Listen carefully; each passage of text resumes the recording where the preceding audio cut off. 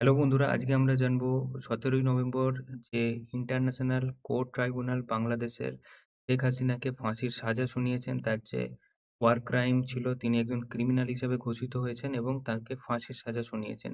এটার উপর ভারত কিভাবে অ্যাকশন নিচ্ছে বা ভারত কিভাবে শেখ হাসিনাকে বাঁচাতে চেষ্টা করছে বা বাঁচাবে, সেটা আমরা এই ভিডিওতে আলোচনা করব। তো চলো ভিডিওটা শুরু করা যাক। তো ১ম এই দেখে নিই কিভাবে বাংলাদেশে এই জুলাই-আগস্ট অভ্যুত্থান শুরু হয়েছিল। যারা ১৯৭১ সালে বাংলাদেশের হয়ে পাকিস্তানের বিরুদ্ধে লড়াই করেছিল, তাদের একটা কোটা আছে।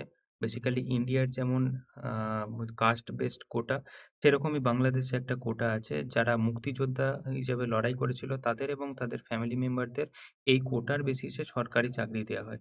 তো স্টুডেন্টদের থেকে এই প্রোটেস্টটা ১ম এ অভ্যুত্থান ঘটে।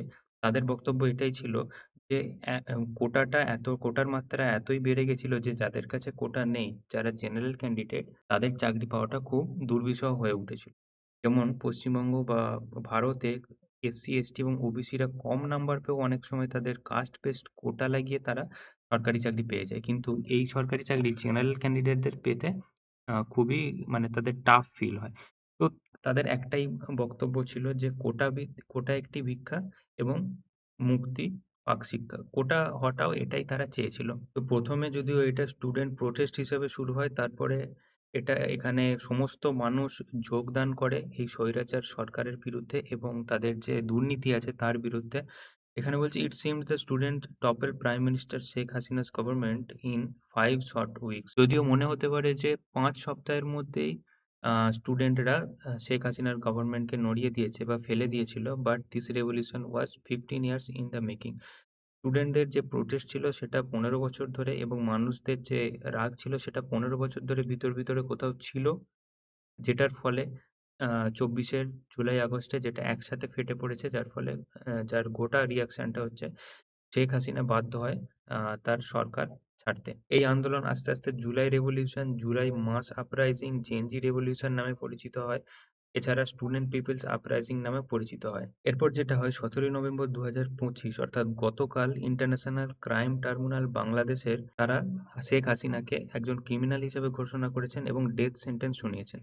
He was convicted ordering and overseeing a violent crackdown on student protest 2024. ২০২৪ এ যে স্টুডেন্ট প্রোটেস্টের উপর ভায়োলেন্ট ক্র্যাকডাউন করেছিল এবং বহু স্টুডেন্ট এবং সাধারণ মানুষকে হত্যা করা হয়েছিল, তার বেসিসে তাকে ক্রিমিনাল ঘোষণা করা হয়েছে, which ultimately led to her government being ousted.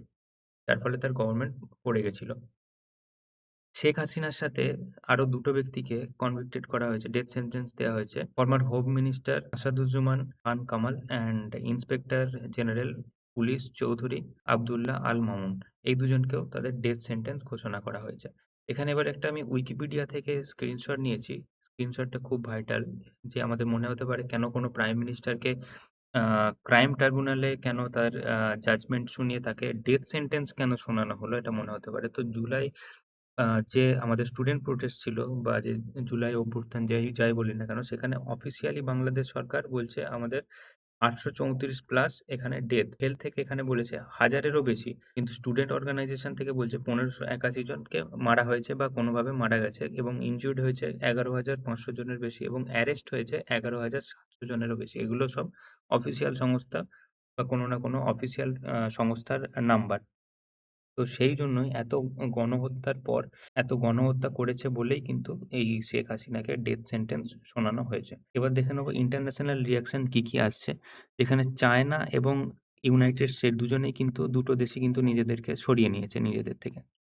China called the ruling and internal affair বলে নিজেদের মানে সরিয়ে নিয়েছে এই বাংলাদেশের ইন্টারনাল ইস্যু বলে। ইউনাইটেড নেশন এবং ইউনাইটেড স্টেটসও কি বলেছে, রিগ্রেট প্রকাশ করেছে, ব্যাস এটুকু বলেই দুজনেই কিন্তু নিজেদের হাত ধুয়ে নিয়েছে।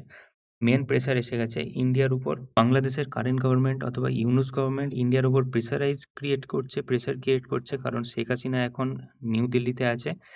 তো বাংলাদেশ সরকার, কারেন্ট গভর্নমেন্ট নিউ দিল্লিকে প্রেশার ক্রিয়েট করছে যে তাদেরকে হ্যান্ড ওভার করে দাও। কিন্তু আমার মনে হয় না যে এত সহজে নিউ দিল্লি তার শেখ হাসিনাকে কারেন্ট গভর্নমেন্টের উপর হ্যান্ড ওভার করে দেবে। কারণ এখানে ইন্ডিয়ার একটা বড় স্টেক আছে।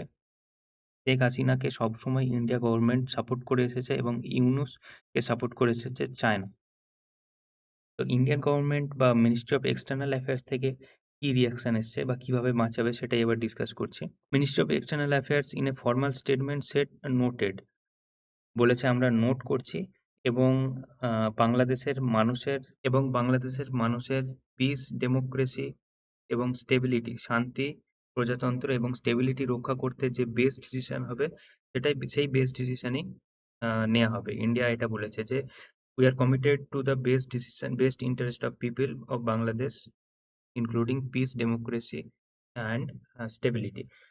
তো পিস, ডেমোক্রেসি, স্টেবিলিটি রক্ষা করতে যেটা বেস্ট হবে সেটাই ইন্ডিয়া করতে চলেছে। The statement also added that it would always engage constructively, মানে একটা পজিটিভলি এনগেজ করতে চাইছে with all stake, Sheikh হাসিনার সাথে এবং ইউনূস গভর্নমেন্টের সাথে পজিটিভলি একটা এনগেজ করতে চাইছে। কারণ ইন্ডিয়া যদি ইউনূস গভর্নমেন্টের সাথে এখন পাঙ্গা নিয়ে নেয়, সেখানে ইন্ডিয়ার লস, এক্ষুনি ইউনূস গভর্নমেন্ট চলে যাবে চায়নার কাছে বা চায়না থেকে হেল্প চাইবে। চায়না এবং পাকিস্তান এসে সেখানে মিলিটারি বেস, অলরেডি আমরা বিভিন্ন নিউজে শুনেছি মিলিটারি বেস তারা সেট আপ করছে পাকিস্তান বাংলাদেশের ভিতর।